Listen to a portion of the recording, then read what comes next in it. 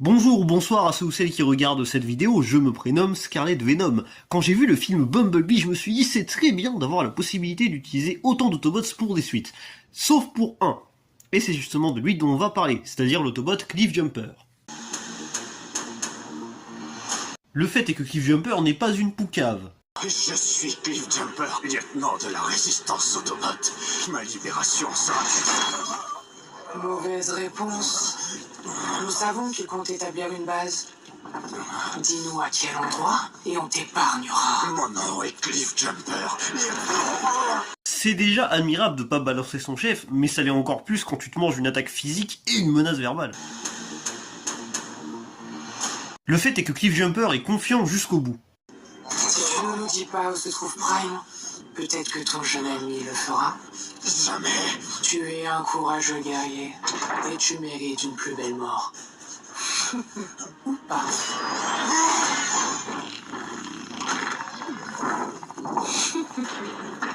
On établit un peu plus ses relations entre personnages avec Cliff qui estime bien au point où il sait qu'il ne divulguera rien non plus.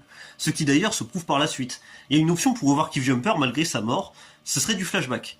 C'est en plus ce qu'a fait la série Transformers Prime, donc autant s'en inspirer.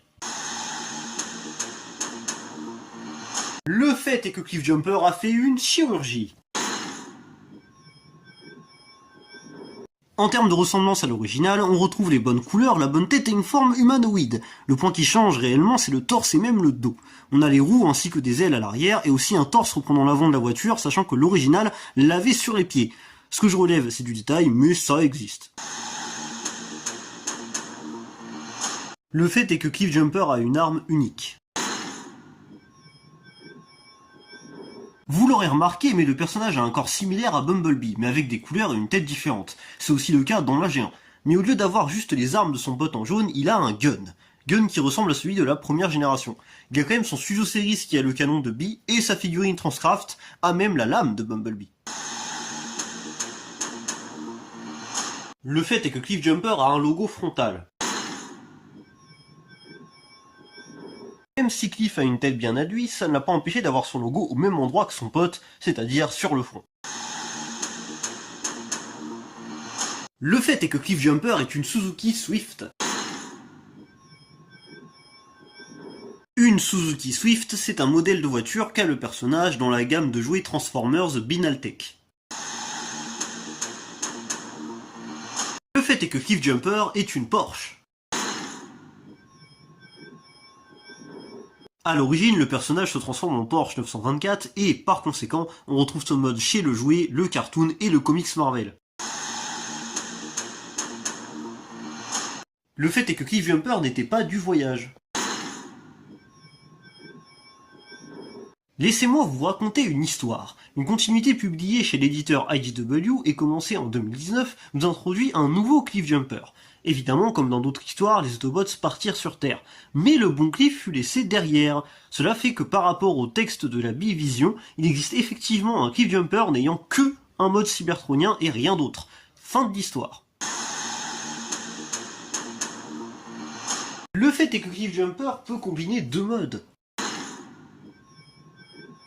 Je triche un peu au niveau du titre, parce qu'en soi le Cliff que je vais évoquer a un seul mode, mais qui change en fonction de la période. Chez l'éditeur Dreamwave, on a un comics nommé War Within, qui raconte les origines de la guerre sur Cybertron, mais seulement en lien avec la continuité créée par l'éditeur. Et on voit notamment un design de voiture cybertronienne, puis le design de la Porsche de la première génération quand les Autobots arrivent sur Terre. Le fait est que Cliffjumper est par moments autre chose qu'une Porsche. On va prendre en exemple beaucoup de continuités. Tout d'abord, nous avons la série Transformers Animated où l'on voit le personnage en forme cybertronienne, puis son jouet nous montre sa forme terrestre. Ensuite, dans l'univers aligné qui débute par le jeu War for Cybertron et Fall of Cybertron, on a encore une forme cybertronienne, puis la série Transformers Prime nous montre son mode de Dodge Challenger. Et enfin, côté cinéma, on a une forme cybertronienne, puis une Camaro de l'époque et une moderne dans les films de Michael Bay, puis une forme cybertronienne et une forme de coccinelle pour le reboot.